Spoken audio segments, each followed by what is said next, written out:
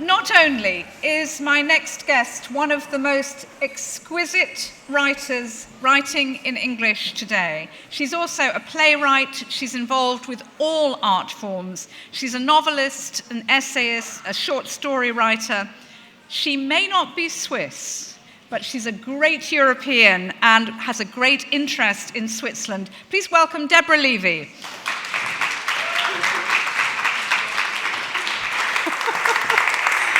DEBORAH, come and join me up here, and then we'll move you down as the next guests arrive. Now, DEBORAH and I have managed to meet in quite a few European countries so far. So, and now we've arrived in Switzerland. Yeah. Now, when I said to you I was doing a Swiss event, you didn't immediately go into sort of cuckoo clock phase. You didn't say. I didn't say to you, DEBORAH, what do you associate with Switzerland? And you didn't say cuckoo clocks and chocolate and all that. You actually said, well, Carl Jung, Dada.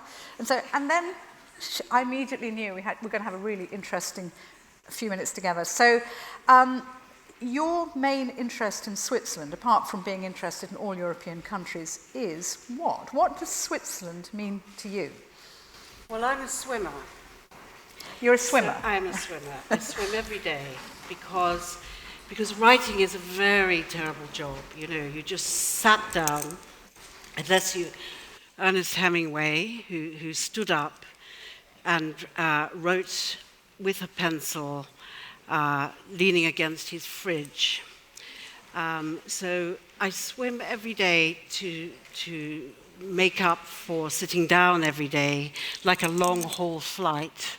That's what writing's like. It's like a long-haul flight. You kind of have you have a map. You know, you kind of hope you know where your destination is, and you're going to pass through some kind of turbulence, maybe over Switzerland. So it's the lakes, and I have never been to Switzerland. I have to come clean, but I hope Alain. You know, somehow you will take me to see when Nietzsche, with his inflamed moustache and his inflamed mind, was inspired. The quiet, the snow, this is a cliche, but there is a lot of snow in my books. There's a lot of weather in my books. And so Switzerland is in my imagination. It's like this, but it's slowly being broken. My you know, tonight you're all teaching me that perhaps I have to really be there. I can't believe you haven't been to Switzerland, because you do. Not just because... I want to swim in the lakes. I think we already have the thumbs up from Pro Helvetia. We're going to get you to Switzerland as soon as possible, because I'd like to know how you write about Switzerland, because you've written about Switzerland without going there. So what's going to happen when you actually go there and write about Switzerland? That'll be interesting. So in my story collection, Black Vodka, there is actually a story called Vienna. And it's about a very cold woman called Margrethe and a very vulnerable man who has left his wife in Zurich. And all through their seduction, he is thinking about his wife and his children in Zurich. And he's trying to work out the time of the trains. And this theme of trying to work out his arrival in Zurich carries on throughout the story while he seduces her. So it's how the body does one thing and the mind does another thing. But everything, I mean, it's interesting for me. I'm always thinking of who are the writers in this country who are really internationally minded, or European minded as well. And you and just a handful of others spring to mind. There aren't that many of you who write as broadly as you do, with as many different locations. And Black Vodka's one case in point, because they all take place in different parts of Europe, basically. And do you think that's because, I mean, I know you were born in South Africa, but you do have an internationalist outlook. It's weird, isn't it? I mean, just hearing everyone on this sofa before me. So yes, I was born in South Africa. I left with my family when I was 9 and lived in Britain. But the work, the writing that I was reading was European. It was Kafka, it was Marguerite Duras, and so on, just so many. They were the modernists. And so I would absolutely describe myself as British European. And then also, I've just come back from Cape Town, and the sun was rising over Table Mountain, and I thought, there you are, that sun. I'd been away from it for so long. And yet, I think all of us just have, we all a bit from here, a bit from there. And this is in all our writing. So when we talk about High March, for you, it's the sun rising over Table Mountain. In part. But why do you think, though, that you've taken, I mean, in your I mean, Deborah, as you probably know, has been shortlisted twice for the Man Booker Prize, which is, just wonderful. And they are all wonderful novels, wonderful short stories. But why do you think you keep going back to, you don't write about the minutiae of English life at all, really? It just doesn't interest you, does it? I think I do. I think what I'm interested in is what Henry James did, which is he took Americans out of America and he put them in Europe. And I take, my characters are not just British. They're always a bit from here, a bit from there.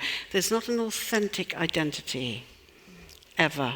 Someone really claiming a place. So it's about places and it's about subjectivities, not just one. So in my novels, Swimming Home and Hot Milk. These are the two that were shortlisted for the Man Booker Prize. So I take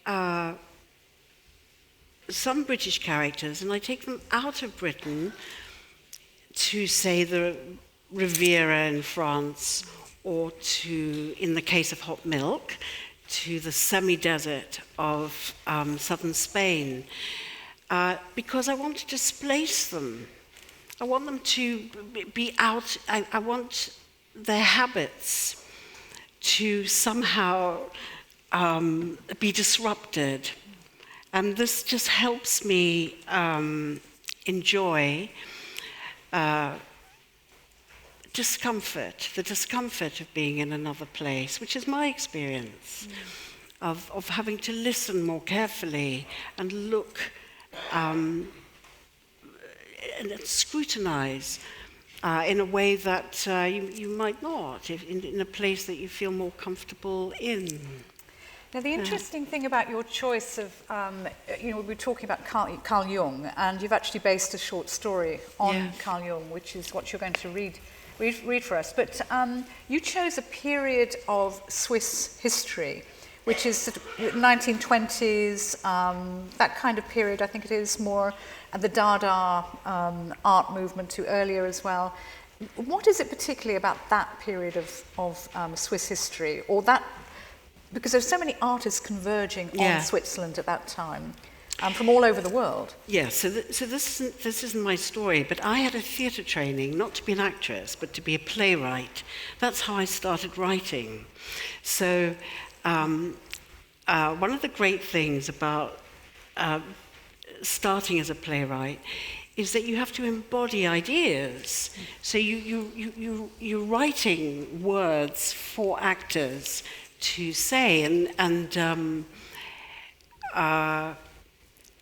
Dada was very much an inspiration when I was young, because it was there. Dada is actually very relevant now because it was the rise of nationalism in many ways. That sort of started the First World War, and so Switzerland, Zurich. It started in Zurich. Yeah, it Hans started in Zurich. So Emmy Hemmings, who was a dancer, and Richard Uselbeck, and all these people decided that they wanted to make irrational art, because the war was so irrational. People, there were boys being slaughtered by the millions. So there were no words to describe this. So what were they going to do? They were going to write manifestos. Emmy Hemmings used to do this dance that she described as a traffic accident, the dance of the traffic accident. I would have loved to have seen that dance, I have to say. There's no film of that, no old film? There are films, but not of that one, but that's the one that I'd really like to see. So they found a cafe in Zurich, and they promised the owners of the cafe that they would sell more beer and more sausage if they leased them a room. And we know that Café Voltaire was born. And then Tristan Tzara really interests me, because when I was a young theatre student, he was sort of like a god, but I realized he was the age that I was when I was studying him. He was 19. He'd come from Romania. He was Jewish. He was Sami Rosenstock or something like that. And so it was just really inspiring. Those manifestos were inspiring to me. And the story that I'm going to read tonight, which isn't set in Switzerland, it's set in Bavaria, is a bit Dada, because it's about a Bavarian, it's a true story, actually, about a Bavarian aristocrat, a young princess, who, when she was young, told her parents that she'd swallowed a grand piano made from glass. And consequently, if she bumped into anything, it would shatter inside her. And that's quite a Dada idea. And that's where Carl Jung comes into it as well. Yes. Deborah, if you'd be kind enough to read for us now, that would be lovely. Thank you. And this is from a wonderful book. It's called Lunatics, Lovers and Poets. So there's a physician in my story, a doctor, who is inspired by Carl Jung. Jung's mother, when he was 3, was carted off to a psychiatric institution. And I often think that Jung, in a way, had more experience of mental fragility than Freud did, although anyone who knows anything about my work knows that I'm more of a Freudian than a Jungian. But this is my homage to Carl Jung. Bavaria, 1849. I am observing a young woman of 23 years in age. She is an aristocrat. I am a physician. I am observing the catastrophic poetry of her body. The month is August, it is past midnight, and she is walking sideways with great difficulty down the corridors of the royal palace, her arms stretched in front of her, as if she is afraid she will fall. Her green eyes are wide open as she makes her way to her chamber. Something is wrong with Princess Alexandra Amelia. On the 14th of July, she demanded that all the furniture in the palace be covered in soft velvet, and that no person should be seated next to her at the dining table, not on the right, not on the left. And, she announced, she would no longer be able to ride in her horse. And if that she was to travel in a carriage, it must first be lined with straw. When questioned by her royal parents, the princess finally confessed that when she was a child, she'd swallowed a grand piano made from glass. Consequently, because of her imagined shape and fragility, She is fearful that if she knocks into anything or trips over her skirts, or if one of the royal dogs jumps into her lap, the glass piano inside her might shatter, and she will become a terrifying tangle of flesh and glass. I was promptly summoned to the palace and consented to her anxious father's demand for my discretion in this matter. My task as physician was to remove the glass piano from her belly. Why did I agree to the impossibility of this task? It is true that I am Europe's expert on delusions of this kind and speak 9 languages, but I knew I would not cure her. All the same, I did not want the young princess to be persecuted or injured for inventing a language that is beyond the reach of our minds. The piano is a sculpture made from pain. It has form, it is a thought, it is a form of thinking. Yet she will not speak her mind. I have seen her pick elderberries off the tree in the palace gardens and slip them into her mouth. She arranges the red berries on her tongue and encourages the birds to swoop and catch them. She is playful with the birds. But will she play her piano?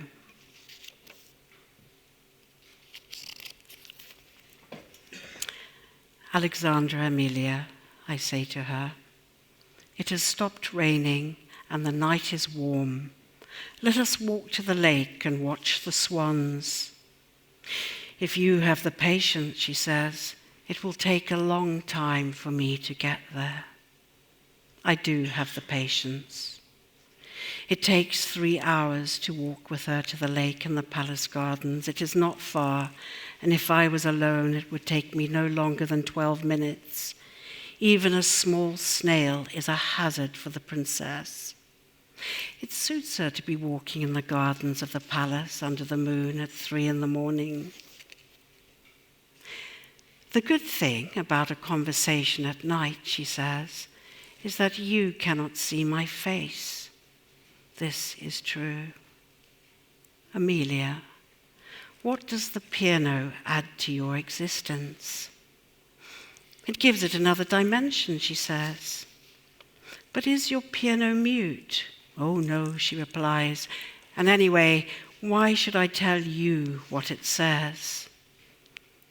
What is there to live for, Amelia? I could never tell you that. Your piano could speak for you. Oh, it does, she says. But let me ask you the same question. What is there to live for? Amelia, I do not know what there is to live for, except to understand more about the mystery of your glass piano.